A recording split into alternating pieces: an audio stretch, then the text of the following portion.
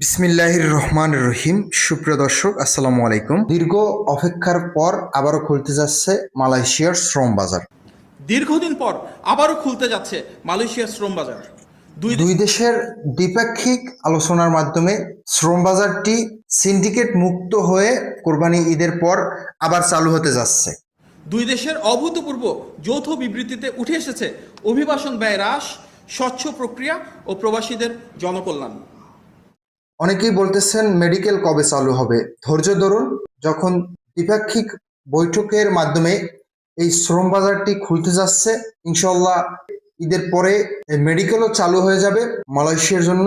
বিকল্প শ্রম বাজার খুঁজতে ইউরোপের 60টি দেশের সঙ্গে ইতিমধ্যে দ্বিপাক্ষিক চুক্তি স্বাক্ষরের উদ্যোগ গ্রহণ করা হয়েছে।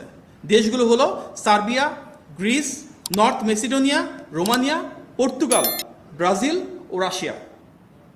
দেশ ও বিদেশে বিভিন্ন ধরনের কর্মসংস্থান বাড়াতে সরকার পদক্ষেপ নিয়েছে। দেশে বিদেশে কর্মসংস্থান বাড়ানোর অংশ হিসেবে সরকার বিদেশে অধিক জনশক্তি রপ্তানির উদ্যোগ নিয়েছে।